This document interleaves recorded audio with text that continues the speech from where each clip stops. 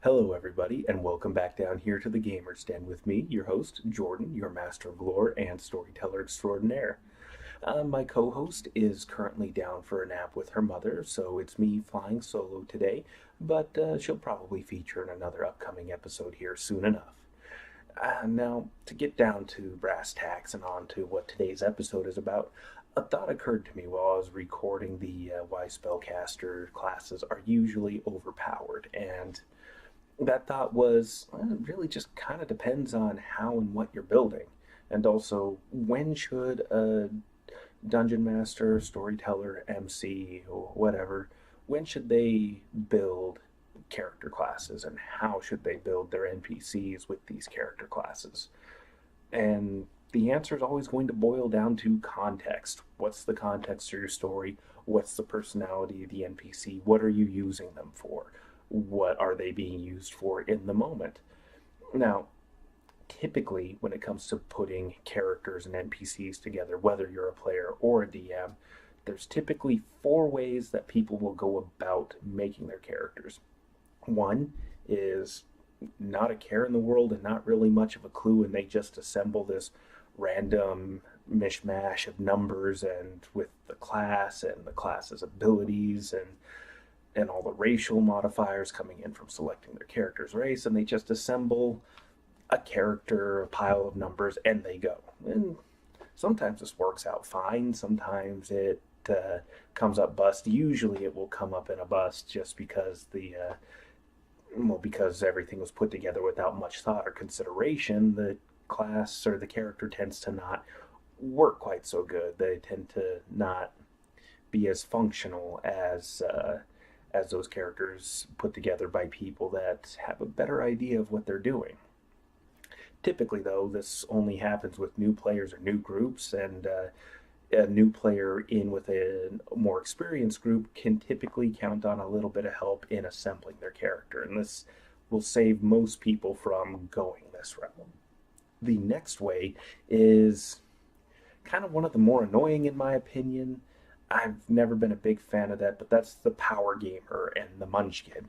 This is the person that picks out this esoteric race with these clever little bonuses or slightly overpowered race, and then they'll pick out a template to stack on top of that race to get more bonuses, and then they'll carefully curate their feat selection and pair it up with their class and try to snag these little knickknacks and items that just feed more into those bonuses until they create something that's just so well stacked and overpowered that they kind of just break the game and they make this unstoppable little monster. It's frustrating as hell when this happens because, well, you know me by this point. I prefer story. I prefer story and context and meaning, action and reaction. And building characters in this way just kind of bothers me a little bit. Now, when it comes to a DM doing this, somebody who's building something with a particular story in mind, well, that's usually fine by me because this beastly nightmare character is meant to be overcome. I don't think they should be built to the point to where they are game breaking, but definitely curating the picking out this race with this unique little template. And by For those of you that don't know, templates would be things like vampires. The vampire template is an undead template. It turns a living creature into an undead monster, the blood-sucking vampire, and it comes with a suite of abilities like turning into a mist form, having various animal forms like bat or wolf, being immune to a lot of kinds of damage unless it's holy or silver.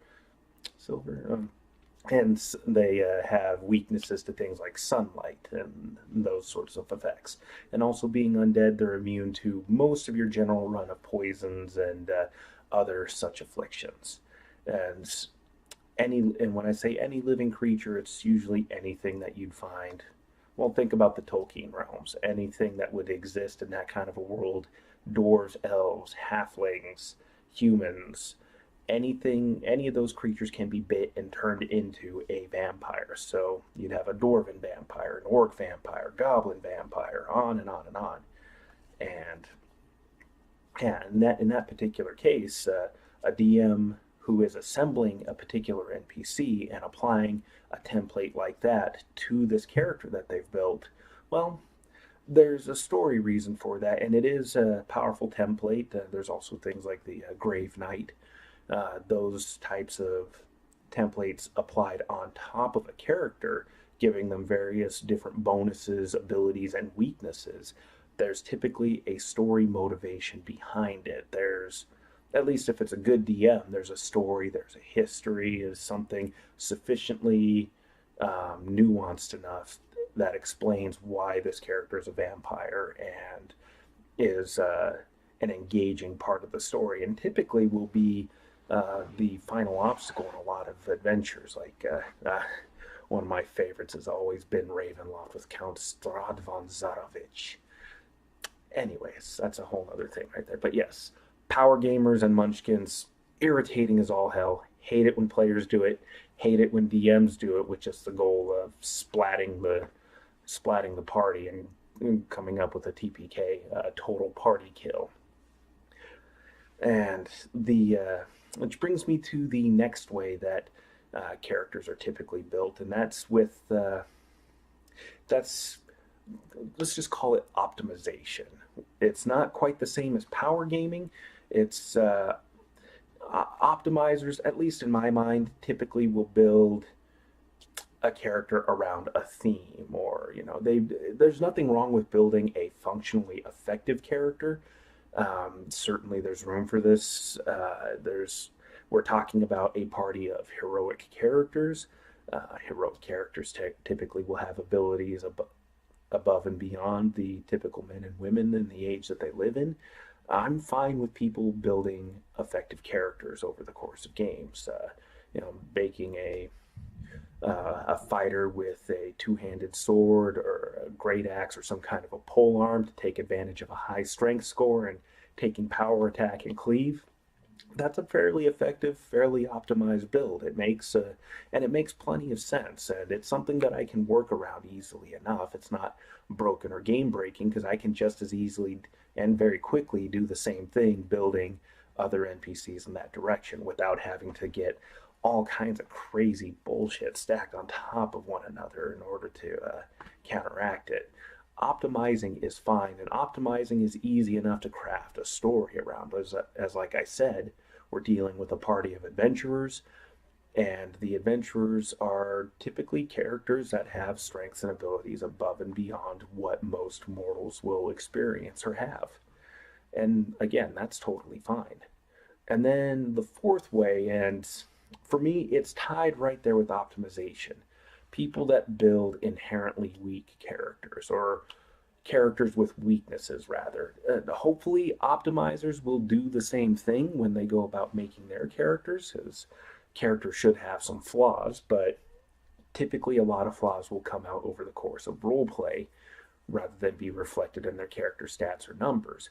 Characters that are built mechanically weak, with lower stats or interesting stat selections, like say, take your typical rogue. Most rogues, at least built along the optimization line, will typically have a higher dexterity score to take advantage of, well, the whole suite of skills that they have at their advantage. The stealth skill, disable device, the acrobatic skill, any number of skills there that function off of the dexterity score. Not to mention having a higher dexterity means a better reflex save, which just off of the pure stats for the class, rogues already get a good reflex save. It's just something that mechanically makes a lot of sense and provides a lot of options, gives the rogue a higher defense, and if they take the weapon finesse feat, they use their dexterity modifier for their attack bonus, so they're not dependent on a high strength score. Dexterity, just all the way around, is a really effective stat, especially for rogues. So it's optimized for rogues to have a typically higher dexterity stat. And if this rogue is looking to get into combat or is expecting to have to deal with a fair number of traps, a good constitution score makes sense as well. Maybe not as high as dexterity, but having some extra hit points and the ability to have better fortitude saves dealing with various poisons and the like, again, makes a lot of sense for an optimized rogue character. An interesting choice for rogues, though, is to have a higher charisma score than dexterity. And so at first, it's like some of you may be going, oh, that is an odd choice. It's certainly not the most optimized, but rogues do get a good amount of social skills, diplomacy, intimidate, sense motive. Although that doesn't run off of charisma, it still, in my mind, counts as a social skill. But having a higher charisma sets up that rogue to be that charming rogue, that dashing figure that can talk his way into any situation and then back out of it nearly unscathed, and typically much richer than when they had first come in. The high charisma rogue is not typically something I see a whole lot of. The last really great charisma based rogue that I had come across in a while. There are actually two of them. One was my friend's Tiefling rogue, Dimitri. Utterly fantastic character. I've shared a little bit about him before. And the other was a character from D20 Modern. Can't think of his name right off the top of my head.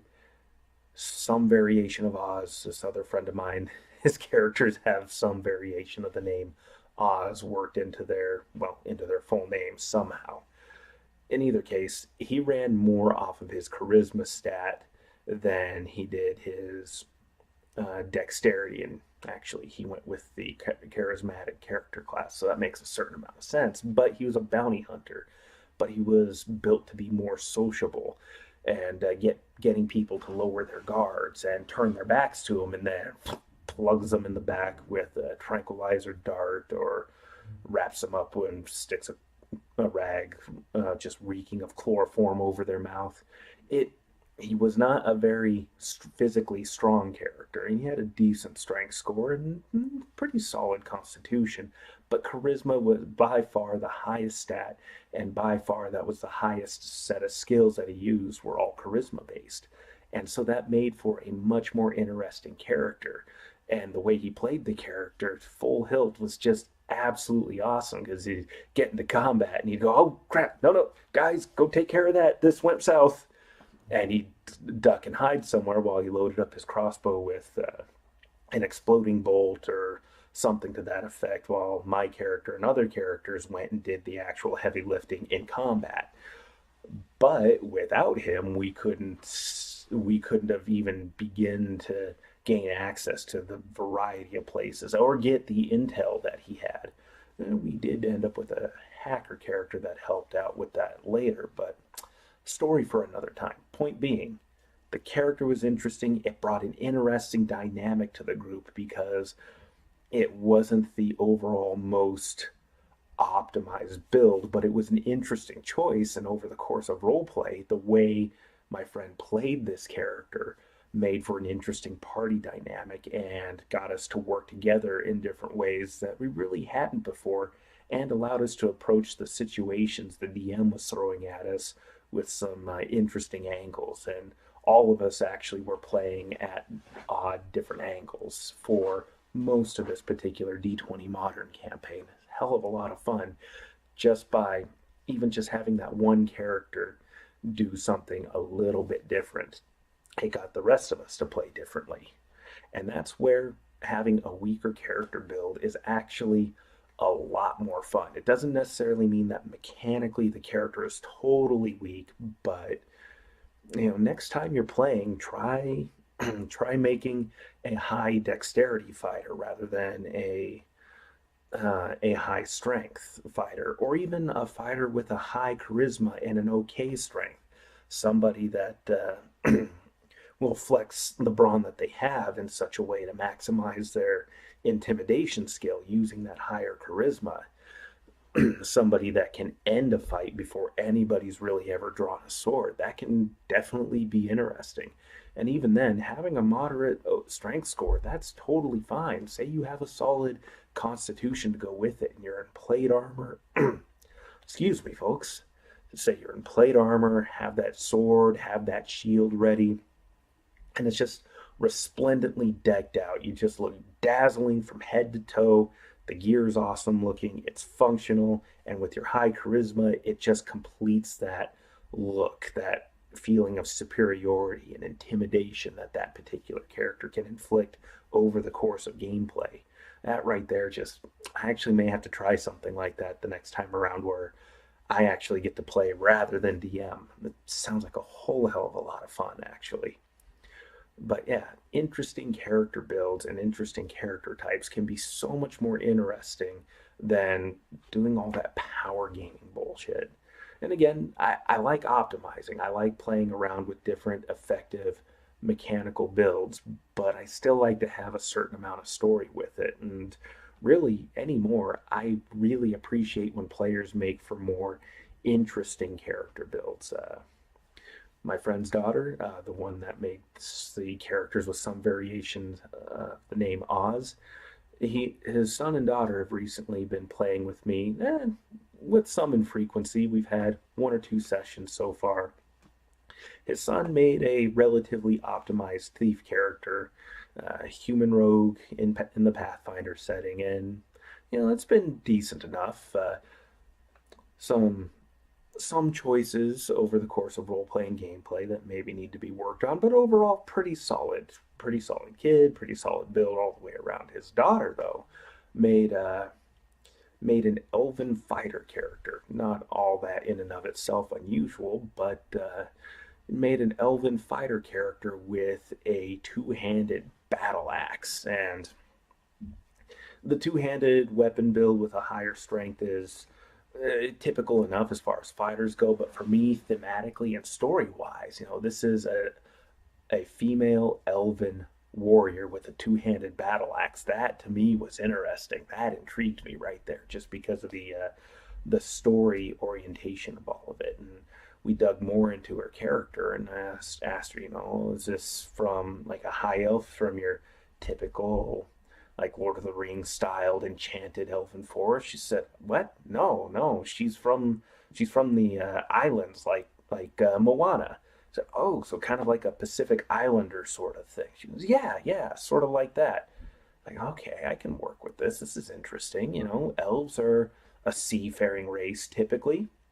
So you're from a race, particular subset of elves. We'll still say your typical high elf. Well, statistically, like from the rules in the book, you have like some of the same stats as a high elf. You are essentially a high elf, but for generations, your people have been plying their travels and making their journeys through southern Pacific-ish islands, and so you've taken on this sun-darkened skin tone. You're a hardier sort of people because you live and fight from island to island and ship to ship and the like. I can work with this. This is interesting enough right there.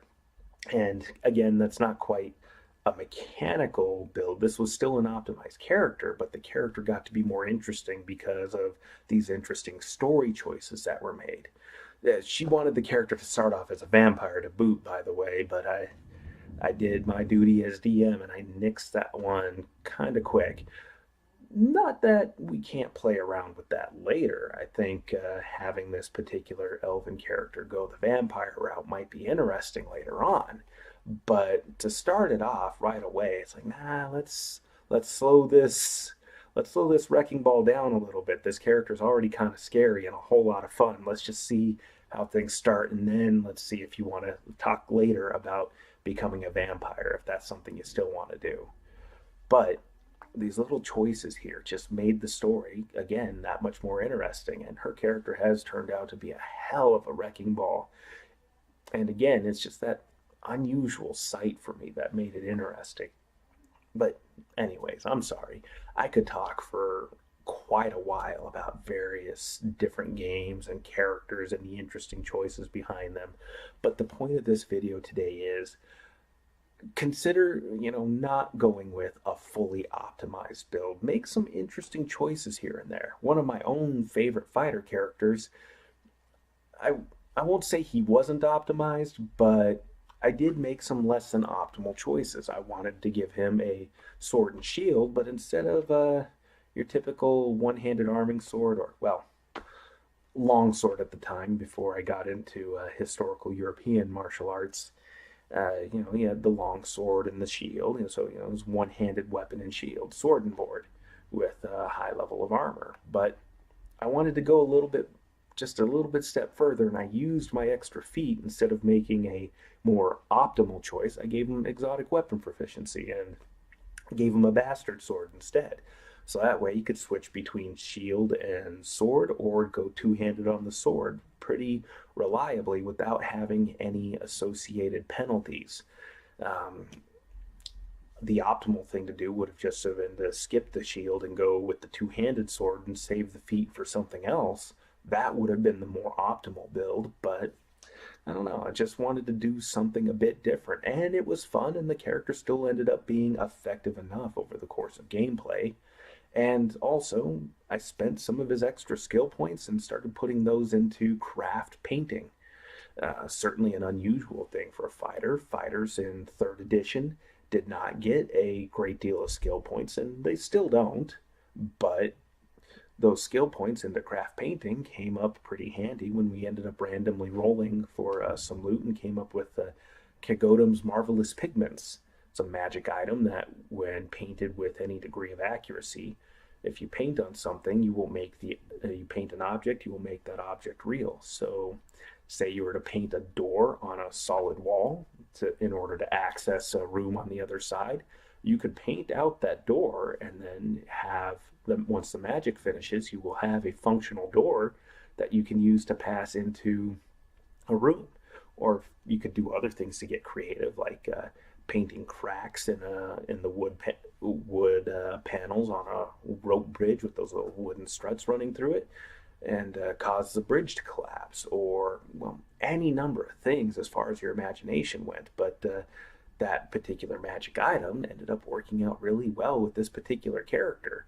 Oh, was he the greatest painter ever? No, but I was able to use this item cleverly enough that it made for things to be a little bit more interesting and gave me some different strategies that I could play around with that I might not have been able to do before if I had just gone with that optimized build for the character.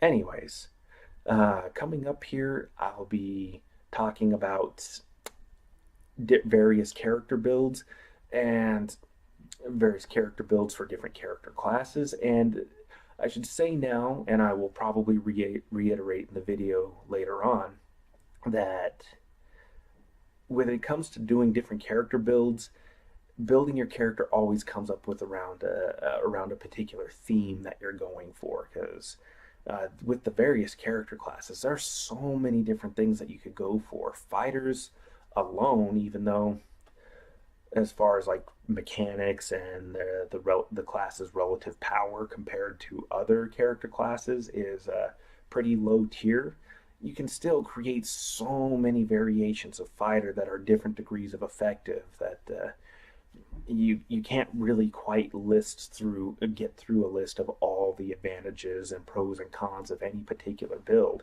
And you could eventually, but you'd end up with tomes of information and volumes of details about when and where this particular build is effective and isn't. I'll just be talking in general about some particular tips and strategies for building various character classes. Some fairly broad or fairly specific instances of some different builds that I've played around with and would like to share with the rest of you. Anyways, I've been Jordan, your master of lore and storyteller extraordinaire.